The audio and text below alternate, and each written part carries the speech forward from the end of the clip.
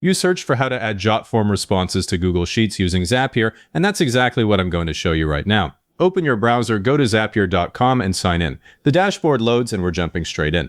Make sure your Jotform and Google Sheets accounts are already connected to Zapier before you build anything. You'll need both ready in a minute. While the dashboard is still on screen, click the big Create button in the upper left corner and choose Zap.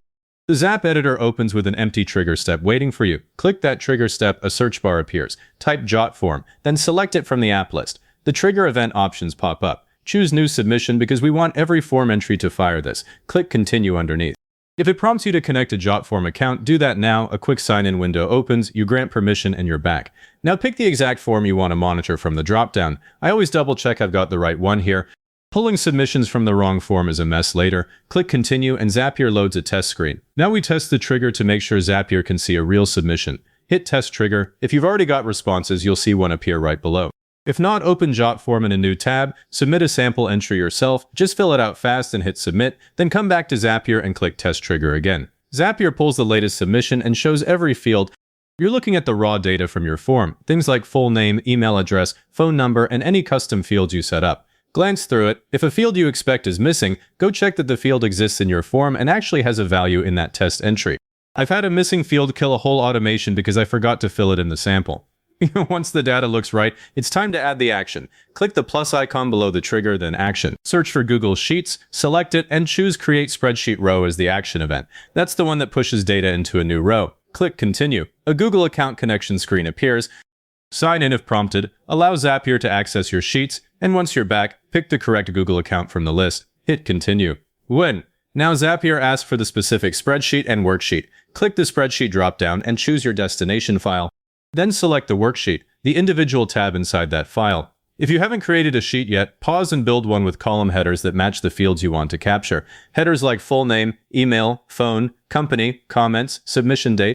Having those ready saves you from awkward mapping later. After you pick the worksheet, Zapier loads every header it finds. You'll see them appear on screen. This is the part where most people trip up. Field mapping. For each column header that shows up, click inside the blank field next to it and pick the matching Jotform value from the dropdown. So full name maps to name, email maps to email address, phone maps to phone number, and so on. Take your time. A swapped mapping puts data in the wrong column and you won't notice until a report breaks. I also like to add a couple of static columns right here. For example, click into the lead source field and just type Jotform. For status, type New. Those values stay the same for every row and make filtering way easier. If your sheet has columns like Assigned To or Priority, you can set a default or leave them blank, just don't skip one that's required in your workflow. Once every column you care about has a value or mapping, click Continue. The test step is next. Hit Test Step and Zapier creates a new row in your sheet using the sample data. Switch over to Google Sheets and open that spreadsheet. A brand new row appears at the bottom. Check that every field landed in the right column and nothing important is missing. If something looks off, click back into the Zap editor, fix the mapping, and test again. I never skip this check. A publishing without testing mistake means cleaning up a bunch of bad rows later. When everything looks correct, go back to the Zap editor and give the Zap a name that actually means something, like Jotform to Sales Sheet. Then click Publish. The toggle turns on and your automation is live. Every new Jotform submission will now automatically create a row.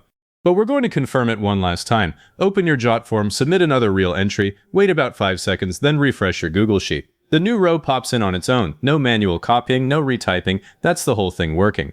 If this saved you a ton of time, hit like, subscribe, and leave a comment saying this was helpful. Comments are what push this to other people looking for the same thing.